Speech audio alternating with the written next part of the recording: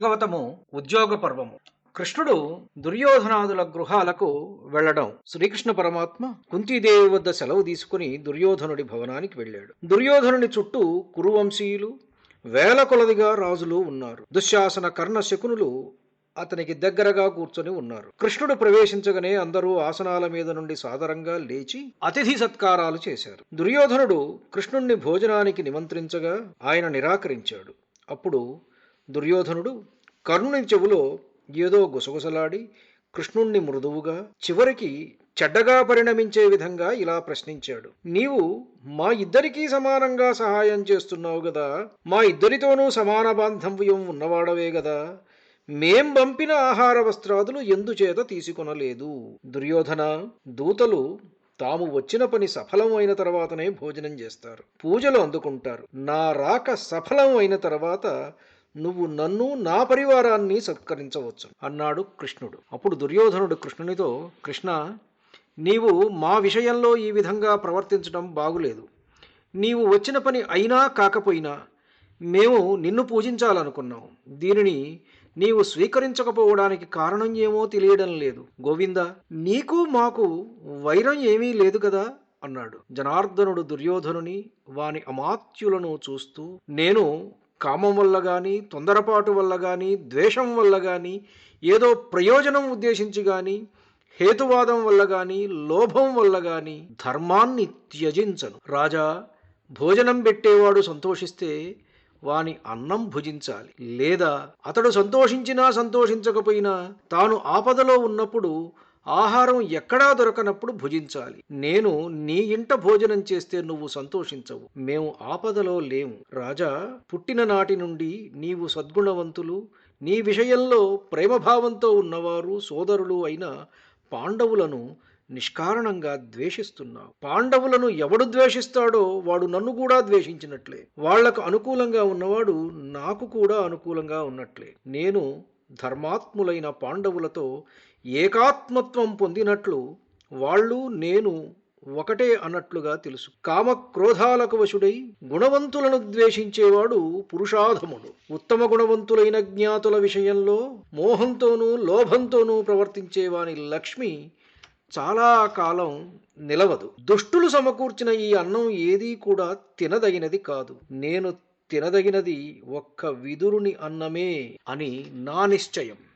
ఇలా పలికి శ్రీకృష్ణుడు ఆ ఇల్లు విడిచి విదురుని ఇంటికి వెళ్ళిపోయాడు. ద్రోణ, భీష్మ, కృప, శల్యులు, కౌరవులు వెనకనే వెళ్ళి విదురుని ఇంట్లో ఉన్న మధుసూదనునితో, కృష్ణ, అన్ని శ్రేష్ఠ వస్తువులు ఉన్న ఉత్తమ గృహాలను నీవు నివసించడానికి చూపుతాం, రా అని అన్నారు. నాకు అన్ని విధాలా పూజ జరిగింది లేండి, ఇక మీరు వెళ్ళవచ్చు అని చెప్పి కృష్ణుడు వాళ్ళనందరినీ పంపివేశాడు. తరువాత విదురుడు శుచి అయిన మధురమైన అన్నపానాదులు ఏర్పాటు చేశాడు. మధుసూదనుడు ముందుగా వాటితో బ్రాహ్మణులను తృప్తిపరచి తన పరివారంతో కలిసి భోజనం చేశాడు. భోజనానంతరం రాత్రి సుఖాసీనుడైన కృష్ణునితో విదురుడు, కృష్ణ, ఈ దుర్యోధనుడు వృద్ధుల మాటలు పెడచెవిని పెట్టే మూర్ఖుడు. పాండవులను తప్పక జయిస్తాను అనే నమ్మకంతో విర్రవీగుతున్నవాడు. ఇలాంటి వానికి మంచి మాటలు చెప్పడానికి నీవు రావడం నాకేమీ నచ్చలేదు. ఈ దుష్టుల మధ్య నువ్వు ఎలా కూర్చొనగలుగుతావు? పూర్వం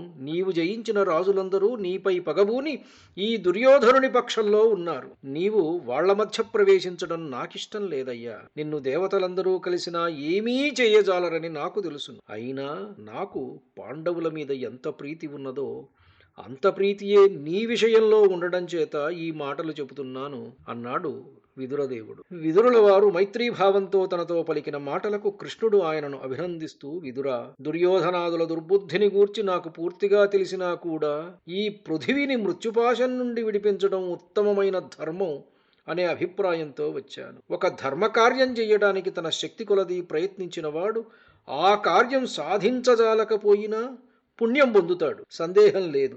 అట్లే మనసా పాపకర్మను చింతించినవాడు అది చెయ్యకపోతే పాపం పొందడు అని ధర్మాత్ములు చెబుతున్నారు. నేను ఏమాత్రమూ మాయ లేకుండా ధార్తరాష్ట్రుల హితం కొరకు, పాండవుల హితం కొరకు, పృథివిపైనున్న సకల రాజుల హితం కొరకు ప్రయత్నిస్తాను. దుర్యోధనుడు నా ప్రయత్నాన్ని శంకించినా కూడా నా హృదయానికి సంతృప్తి కలుగుతుంది. నా కర్తవ్యం నేను చేసిన వాడిని అవుతాను. ఈ రాజులందరూ కలిసినా నన్నేమీ చెయ్యజాలరు. ఇలా పలికి కృష్ణుడు పర్యంకం మీద సుఖంగా నిద్రపోయాడు. మరునాడు కృష్ణుడు ప్రాతకాలమందు లేచి సంధ్యోపాసనాదులు పూర్తి చేసుకుని ఉండగా దుర్యోధనుడు శకునితో కలిసి వచ్చి, గోవిందా, మహారాజు సభకు విచ్చేసి ఉన్నాడు. రాజులందరూ నీ రాకకై వేచి ఉన్నారు అని నివేదించారు. కృష్ణుడు సంతోషించి సూర్యుడు కొంచెం పైకి రాగానే సర్వాభరణ భూషితుడై విదురుణ్ణి కూడా తన రథం ఎక్కించుకుని బయలుదేరాడు. వీరి వెనక దుర్యోధనుడు, శకుని మరొక రథం మీద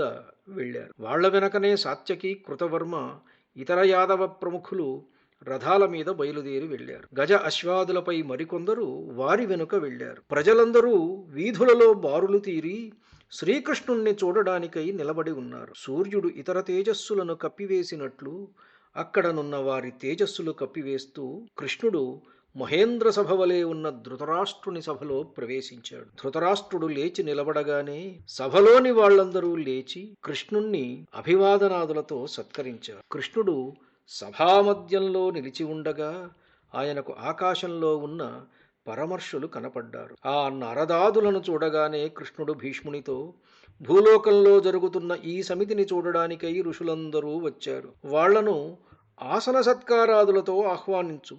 వాళ్ళు కూర్చునకుండా ఎవరూ కూర్చునకూడదు అని అన్నాడు. ద్వారం దగ్గర ఉన్న వాళ్లను చూడగానే భీష్ముడు తొందరపడుతూ, ఆసనాలు ఆసనాలు అని భృత్యులను ఆజ్ఞాపిస్తూ వాళ్లనందరినీ భక్తిపూర్వకంగా తీసుకుని వచ్చి ఆసనాలపై కూర్చుండబెట్టాడు. ఆ మునులందరూ పూజలందుకుని ఆసనాల మీద కూర్చున్న తర్వాత కృష్ణుడు ఇతర రాజులు తగిన ఆసనాల మీద ఉపవిష్ఠులయ్యారు. దుశ్శాసనుడు సాత్యకి ఉత్తమమైన ఆసనం చూపించాడు. వివింశతి కృతవర్మకు బంగారు పీఠం చూపించాడు. కర్ణ దుర్యోధనాదులిద్దరూ కృష్ణునికి దగ్గరగా ఒకే ఆసనం మీద కూర్చున్నారు. మహామతి అయిన విదురుడు కృష్ణుణ్ణి స్పృశిస్తూ తెల్లని అనర్ఘమైన అజినం కప్పిన మణిమయ పీఠం మీద కూర్చున్నాడు. అంతకాలానికి కనపడిన కృష్ణుణ్ణి చూస్తున్న ఆ సభాసదులెవ్వరికీ ఎంత అమృతం దాగినా తనివి తీరనట్లు ఆయనను ఎంత చూసినా తృప్తి కలగడం లేదు. పీతాంబరమును ధరించి సభామధ్యంలో కూర్చున్న అతసీ పుష్పఛాయ వంటి ఛాయగల కృష్ణుడు బంగారం మీద పొదిగిన మణివలే మెరిసిపోతుంది. గోవిందుని మీద కేంద్రీకృతమైన మనస్సులతో అంతా నిశ్శబ్దం అయిపోయింది. ఒక్కడు కూడా ఏమీ మాటలాడాలి. ధన్యుణ్ణి. నమస్కారం. రేపు కౌరవ సభలో కృష్ణ పరమాత్మ ఏం మాట్లాడారో మనం తెలుసుకుందాం.